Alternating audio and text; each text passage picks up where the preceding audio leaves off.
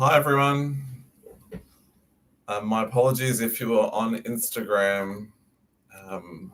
I couldn't get that to work, so just because I couldn't figure out the technology, so apologies. I thought Instagram might be easier because it's just one button to click, but that didn't work. So if you got my message on Instagram, I am sitting here on YouTube Live to do questions here, to do the Q&A here. So I might just pause for a moment as I haven't given people much notice to switch over. So if you have any questions around anxiety, recovery, panic, phobias, obsessive thinking, OCD, intrusive thoughts, please just ask any question you want and I'll do my best to answer. Some questions, of course, I won't be able to answer in the sense that I don't have enough context. And sometimes with questions, we just can't get enough context. So just to flag that, if I don't answer it, it's just because I need to ask you more questions. And so that's why I offer coaching. So keep that in mind. It might just be a starting point for you to book in a coaching session. I'd love to be able to answer them all with clarity, but sometimes it just prompts me to ask you more questions, which we can't do in a public forum. So just keep that in mind. So again, apologies if you've just joined from Instagram. I couldn't get the technology to work. But I'm here live on YouTube to answer your questions. So I hope you're all doing okay. So I can see the first question. Why do the sensitization keep coming back? Well, I would argue, Wooly, that it's not so much that sensitization comes back. It's just that at some point over time in life, stress gets to a point, and you've probably heard me say this on videos, that you hit a threshold where you start to get exaggerated symptoms of anxiety. So the sensitization is building. We can cope, we push through life, we can suppress it unknowingly, we can, power through, white knuckle through life, and it's not as noticeable. We can contain it pretty well. At some point, the sensitization gets more extreme, so we get exaggerated symptoms, panic, palpitations, weird thoughts, strange thoughts, DPDR, dizziness, intrusive thoughts, whatever. And so the sensitization just becomes more noticeable. And then sometimes it drops back down. We get a bit of relief, whether we're practicing or not. Obviously, the practicing helps us desensitize over time properly, but sometimes we get a bit of relief and it feels like it's gone, but we are still sensitized. So it's not so much that it keeps coming back, it's that you never really stop being sensitized. It just sort of teeters above and below the threshold. So at certain times we get a bit of relief and we feel like it's gone, but we're still sensitized. I've got a video on that if that helps. So good question, because it does feel like it's coming back. Just look at Jackie's question. Hi Sam, health anxieties and symptoms still bothering you as you get different symptoms and think of the worst? Is it sensitization? Yes, absolutely. So health anxieties are tricky because often what people do is they think, oh, but I've got a real problem to solve. The real challenge with health anxieties is to really remember that you are reacting to the adrenaline that's being released at the thought of some health issue. So if I've got a spot on my arm, I look at it, which I do. I've got spots everywhere all over my skin. And I go, oh, that looks a bit funny. I know it's fine. And so because I'm not sensitized, my body doesn't react to looking at that spot. So I just sort of ignore it, go back to work. If you're sensitized, you look at the spot and it probably looks okay, but then the edge of it looks a bit funny. This looks a bit weird. And then your body instantly reacts to it. So because it instantly reacts, the release of adrenaline tricks you into giving you a negative feeling, or gives you a negative feeling, which tricks you into thinking that, oh, hang on, maybe there is something wrong. Maybe I can't see it, or maybe it's changed and I don't know. maybe I should go to see the doctor. What if it's something worse? What if it's more serious, etc., etc.? So the sensitization is what's fueling the reaction because you're sensitized for other reasons. So people have a headache.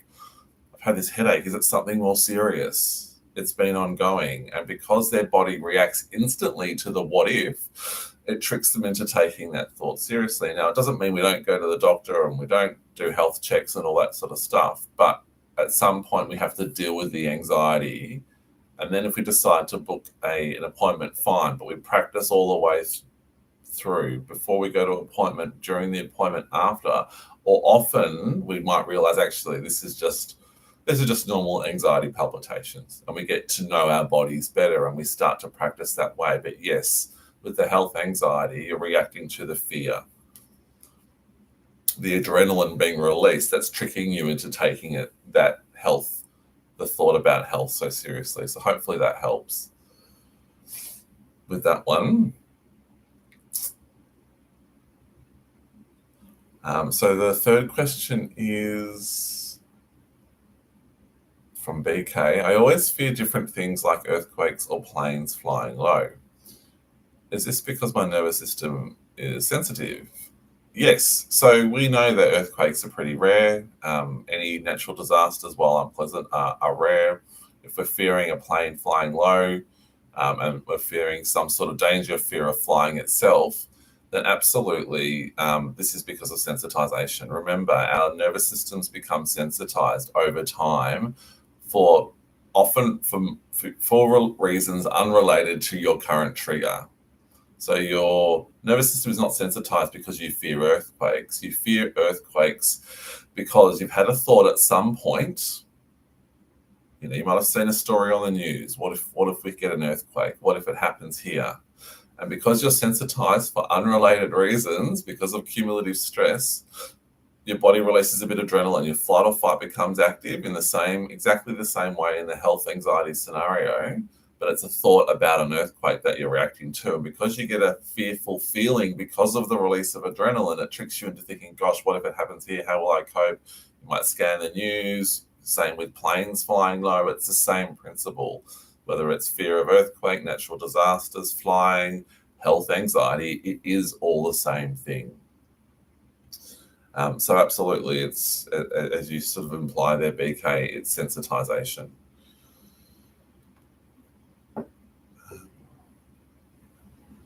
Let me know how you're going too. If you're having success with all this, it's good to see some inspiration in the comments. So feel free to put a comment in there around stuff that's working for you. It's nice for others to read that as well as for me to read it, of course. I'll just look at this question from Aiden. Hi, Sam. I did a session with you last October. Is the pressure cooker analogy the same as people saying the more we allow and let our symptoms pass, it's like a detox? Good to see you, Aiden. I'll just read that question again. Yes, so the more we allow, so every time we get a surge or we get a reaction to a health anxiety, a surge, an intrusive thought, a difficult symptom, a what if about earthquakes, and we go, oh, this is just adrenaline. Drop the shoulders, take a breath. Unpleasant, just adrenaline. Every time we allow that cycle to play out as uninhibited as possible, it's not going to be perfect. You're going to be often running or thinking about the thought, come back to going loose, slowing down, taking a breath. The more the thought comes, the more you focus on the symptom, the more you go loose, sink into the chair, drop the shoulders.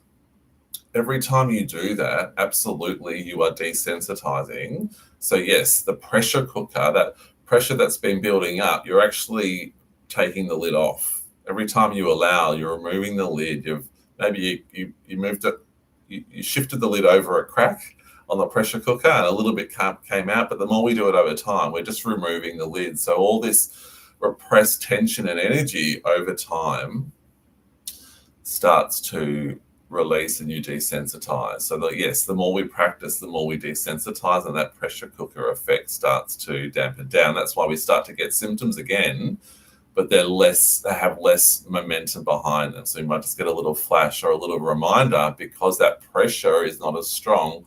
So the symptoms have lost momentum. So the symptoms lose momentum over time. They might rise up from time to time, but that because you've been practicing, they haven't been building up. So they're far more manageable. So I hope that answers that one. I'm just going to go through in order as they're coming.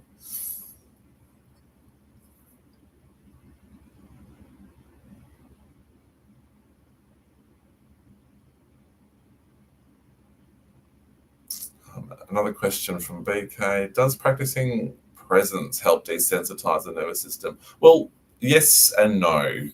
If you're practicing presence with the understanding of sensitization, absolutely. So meditation's great. Being in the moment is great. But if you're doing it because you're trying to get rid of anxiety, so a lot of people come into mindfulness, the power of the present moment, which is all great stuff. They do it, they do a meditation and they're hoping it goes or anxiety goes or symptoms go. And that's when it becomes really unhelpful. So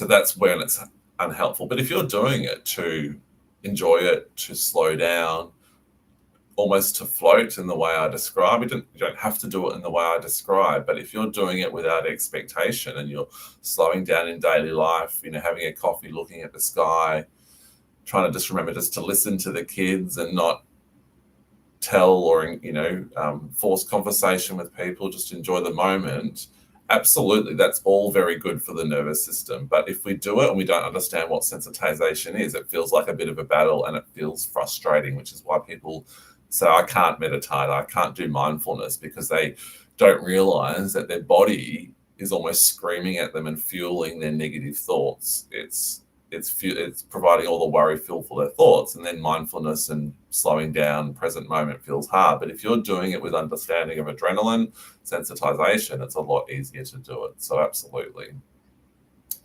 Ivan, I can see you're recovered. Fabulous. If you're recovered, then yes, you don't have to worry about staying that way because you know what to do. If you get memories of old symptoms, if life gets busy and you get a bit of a reminder of anxiety, you'll know what to do because you'll form those neural pathways of practice, allowing and recovery, and they don't fall away. Just like the anxiety habit doesn't fall away straight away as much as we'd like to, the recovery neural pathways that you've built through practice don't just disappear overnight either. So that should alleviate the fear of it returning.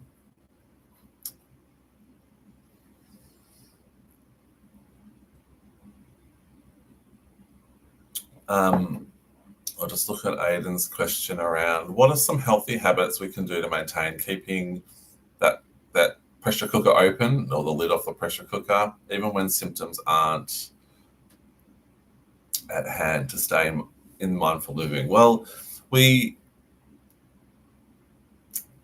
we're feeling good or we don't have symptoms present, it's just good to slow down in life generally, to exercise, to not work crazy hours, to catch up with friends, to just live a life in balance. So it is good to meditate if you enjoy that, to ride a bike, to get out in nature, to ensure that you're eating a good balanced diet, not too much sugar.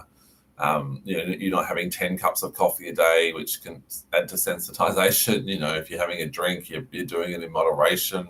You're not going out partying every night, because that all leads to sensitization. So it's important to live life, have fun, have balance, but do the normal things, exercise, diet. If we're trying to use exercise, diet when we're already sensitized over the threshold and we're only doing that, it does feel frustrating. That's why those things don't work once you've already formed the anxiety habit on their own, but they're good baseline practices. Before, when I was bewildered, I still went to the gym regularly, and that was really helpful because that would help me get a bit of relief, even though I didn't know why. It didn't help me recover on its own, but it was a useful coping mechanism.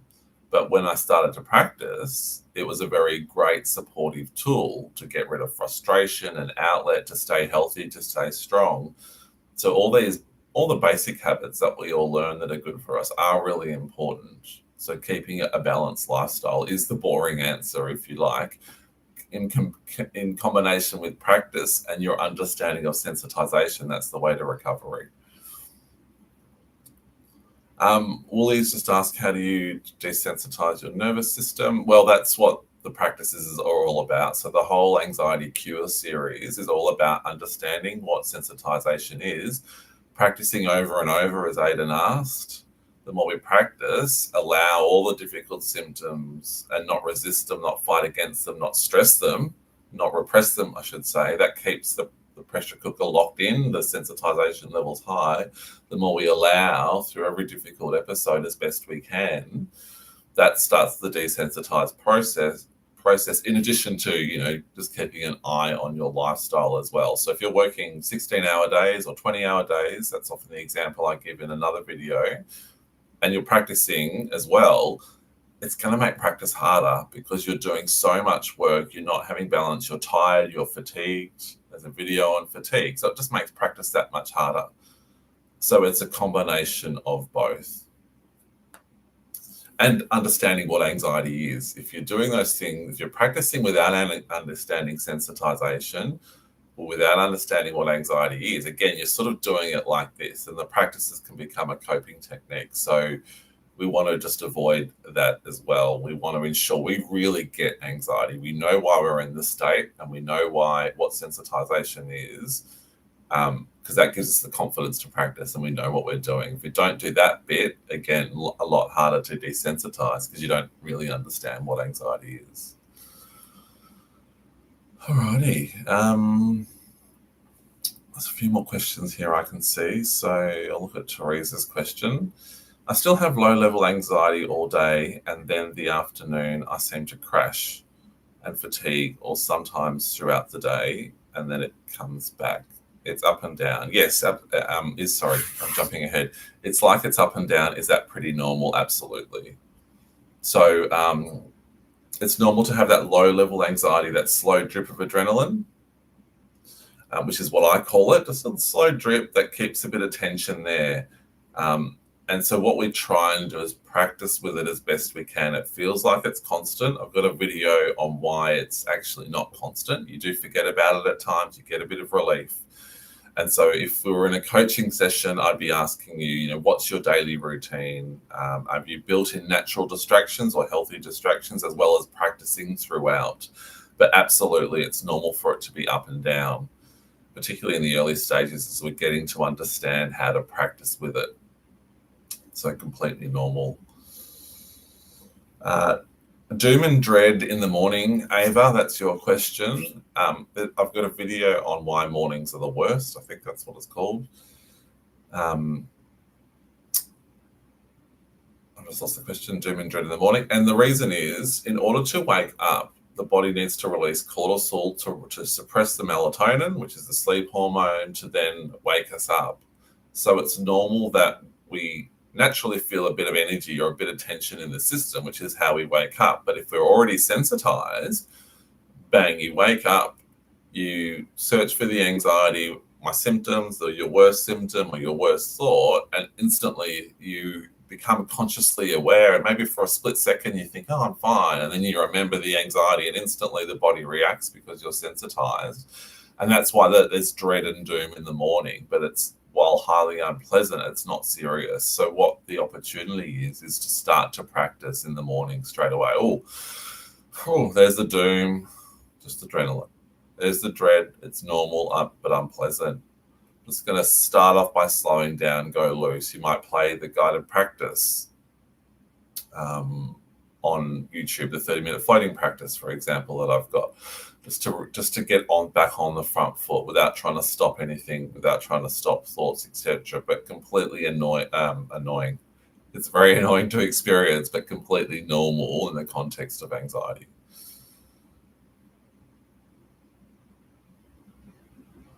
So John's question, is it okay to sit with intense physical sensations and allow them to flow through your body until the sensations calm down a little, or do we need to change our focus quickly? Well, it is okay to allow intense physical sensations. I never really say sit with it, because anxiety is unpleasant, right? So I would never say to a client, all right, let's just sit here with it together. What I do encourage people to do is go loose and allow it. So as the symptoms arise, it's going to let them come as I go loose. So when you're focusing on going loose systematically through the body, legs loose, arms flop, go loose and limp, it gives you something to do without being consumed by the difficult symptoms or thoughts. If you can do it and sit with it and allow them, fine. That works for you, absolutely, John. I never personally recommend it. It's more allowing them as opposed to sitting with them. And sometimes we might do it as we're sitting down or in bed, but the more the thoughts come, symptoms come, we just go loose. So we're not in it per se, but we're not stopping it either. A lot of clients tend to find that a bit easier. But yes, it's also important to then live life. I don't expect anyone to do it all day, every day. It's then you might wake up in the morning, you've got to go to work. Just going to drop the shoulders, go loose in the stomach. So you've dealt with the anxiety. It hasn't gone. I'm just going to slowly get up and then get ready for work. So you do it slowly. So that's allowing it whilst you're getting up and moving around, but you're changing your focus, absolutely. So I would never say to someone, wait till they go. We keep moving forward in life with the symptoms there because as unpleasant as they are, they're not serious. I hope that helps. Just got a few minutes left, so I'll just see what I can get through. We might go another 5 minutes. I was a bit late on here. Lynn's question, the more I allow, the better I am. Fantastic. I still dip back, but have total faith in your teachings. Many thanks. Oh, pleasure, Lynn. That's great. Great to hear. I'm sure that's amazing for others to hear. Yes, we do dip back, and that's part of the old habit kicking back in, and all those videos on setbacks for anyone else.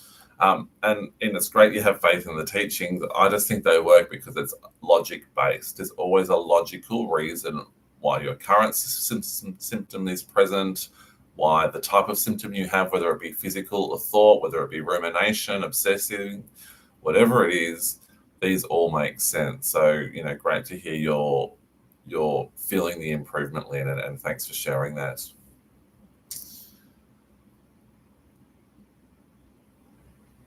So Jackie's question is, you understand the method and feel like you're in control, not giving it importance, which is great. So well done on that. That's huge.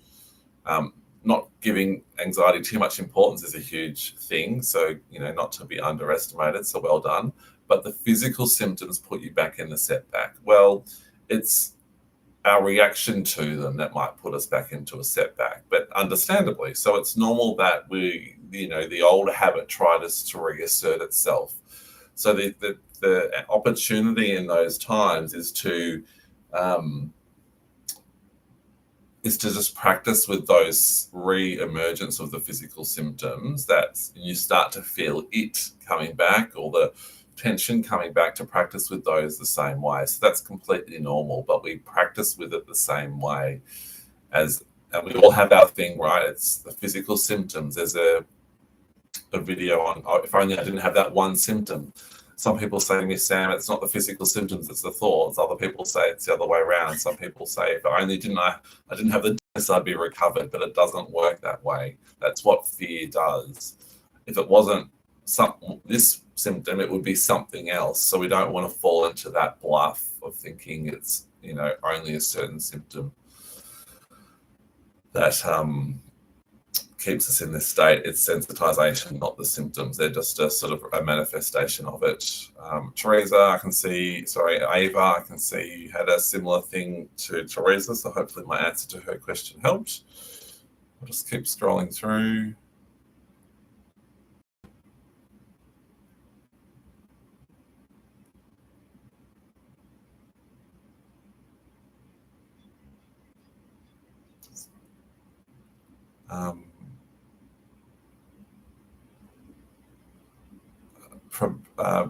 Prabhav, have I said your name correctly?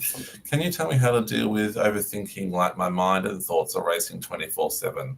Also, I'm getting demotivated very much lately. Also, my mind goes into comparison for no reason. So I don't know how much of the work of mine you've seen, but I encourage you to watch the Anxiety Cure series, video series, and then start the practices I recommend, because overthinking is sensitization. So the fact that you've just said it's overthinking, like your mind is racing 24/7, I'm guessing, and I might be wrong, that you don't fully understand the state that you're in. So you're still bewildered by it. You might know it's anxiety, but do you know what the cause is? The cause is sensitization. So that's the adrenaline is fueling the thinking.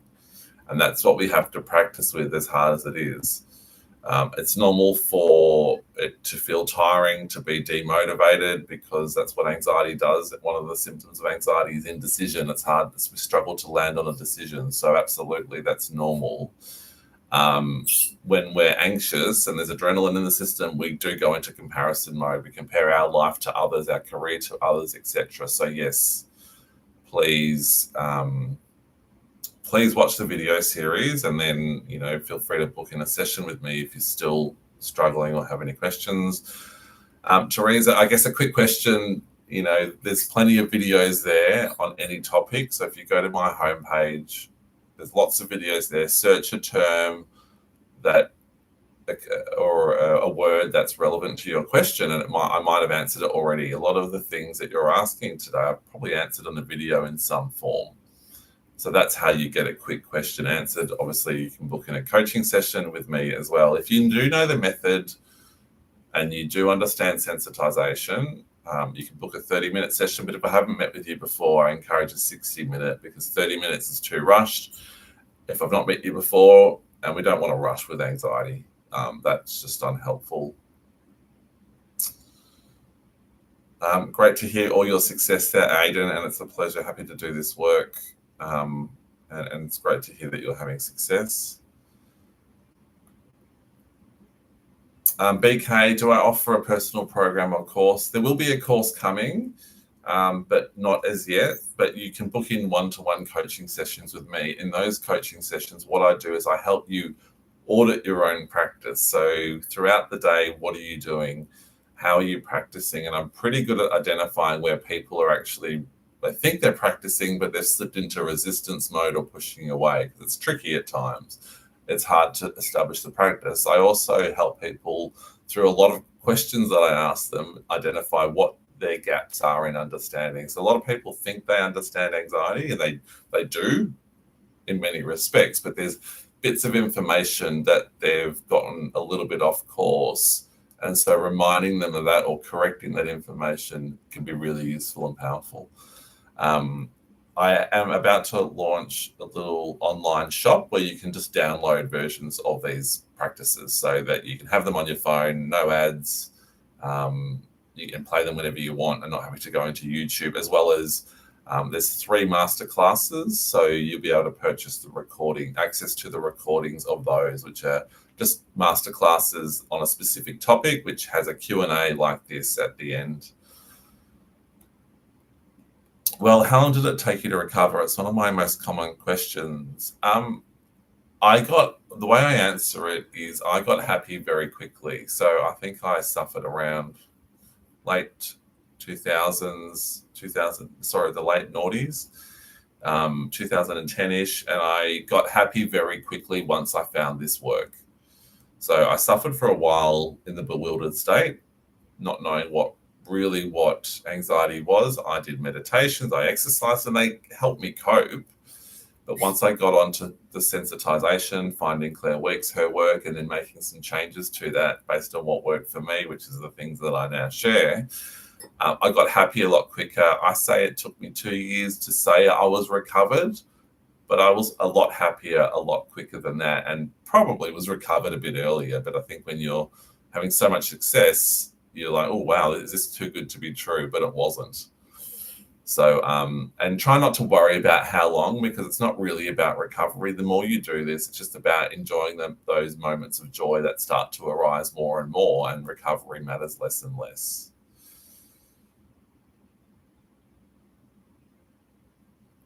Anna, you're saying that you're accepting and floating for 5 weeks, feel that the symptoms keep coming back even stronger. Look, it's normal that when we start to practice, we become aware of the symptoms, right? Remember, we're allowing difficult symptoms, thoughts that have been there, maybe, or that pressure cooker's been building for years. So it is normal that it can feel worse in the early stages, even though it's not worse. We're just feeling this energy arise, this release, and in the form of symptoms, which is unpleasant.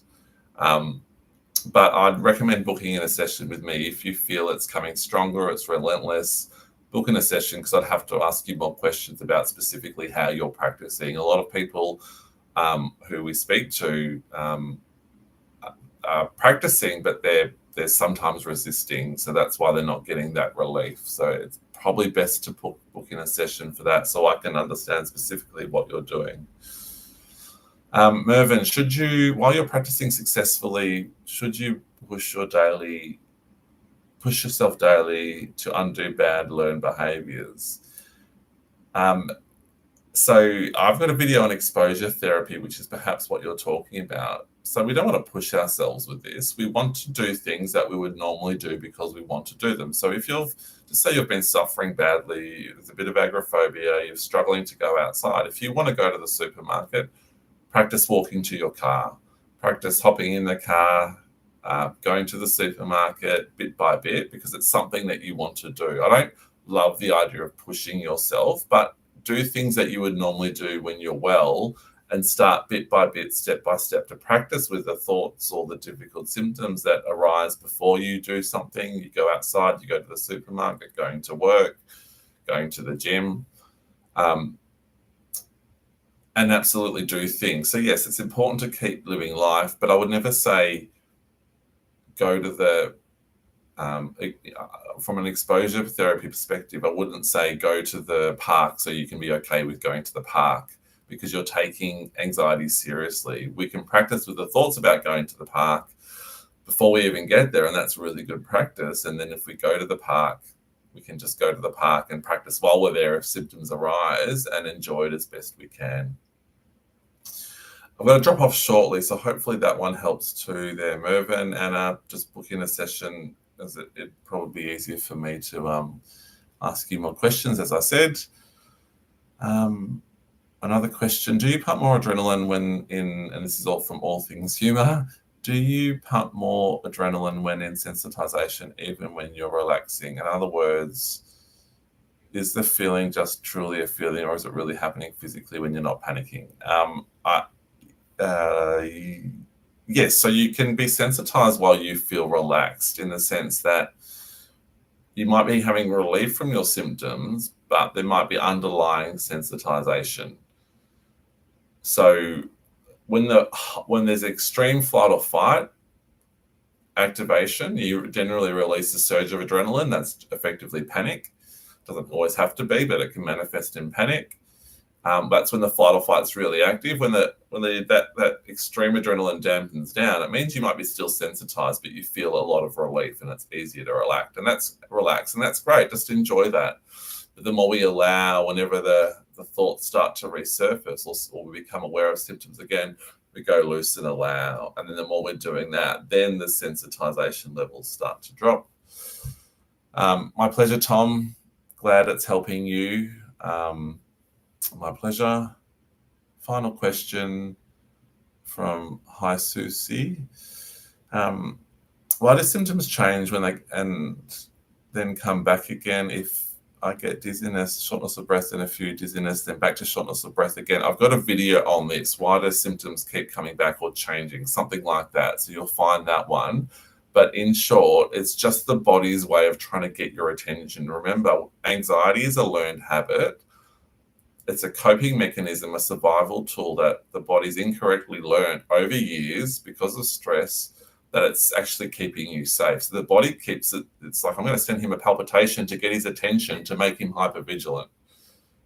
So it thinks it's protecting you. The dizziness is something that happens during a flight or fight process. And so the body, when we start to practice allow, the body is like, hang on, Sam, you haven't done this for years. You've been hypervigilant for the last 20 years, and now you're going to stop. So I'm going to get your attention through a new symptom or thought to get you back into worry mode to keep you safe. So it's just the old habits, the old programs that we've learned trying to keep us safe, but we now know it and we can just allow those as well.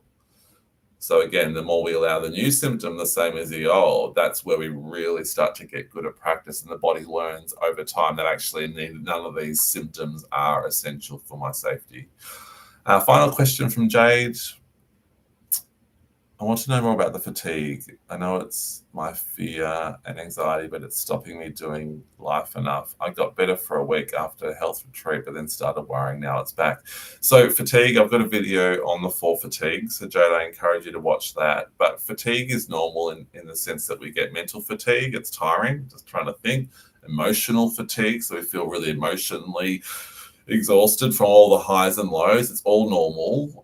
The third one is physical fatigue, so where the adrenaline ups and downs, we just feel physically tired. And that spiritual fatigue is the 4th one, where we feel I'm just sick of this, it's all too much. But the fatigues always lift. We don't give fatigue any more special treatment than any other symptom. Sometimes we think, oh, fatigue, I've got to deal with that separately. It's just depletion. It's just the trough. The anxiety is the peak of energy that causes suffering. Fatigue's the trough that causes suffering. It's the same. It's different sides of the same coin. So we don't treat it any differently. So watch that video, book in a session if you have any more questions on that. But it's something we practice with the same way. I can see Sven's put a question in there, so I'll try and do that one before I drop off. I used to exercise a lot in the past. I got sensitized, and now exercising really flares up my symptoms and gives me insomnia. It floods me with too much cortisol. How do I get back into it? Well, exercise is good for you. So I would just start slow if you're noticing an extreme reaction to it. So start by walking, then increase pace of walking. Exercise is really good for you. I'd want to know, Sven, how you're practicing more generally throughout the day, because you've narrowed down your issues of sleep to exercise. But perhaps if you're practicing with this all day, as you wake up in the morning, you become aware of anxiety, etc., then that might actually help you desensitize more fundamentally, so that the exercise is less of an issue. So it really depends on what you're doing for the rest of the day, before, during, and after exercise. That would give me the full context to answer your question, because exercise is good for you. It's not bad for you. We all need to exercise in some form. I'd start slow, build up slowly, but I'd be more interested to know how you're practicing beyond that. I hope that helps everyone. I better drop off, running a bit late, but good to see you on here. Thanks for everyone for your questions. Thanks for those also for sharing your successes. The online shop will be available soon. I'll put links everywhere when it's available, so you can download your own meditations. But otherwise, I wish you all the best with your practice. Book in a coaching session if you need that extra support. There's a link on most videos and on my website for that. But I will hopefully see you again very soon. Take care.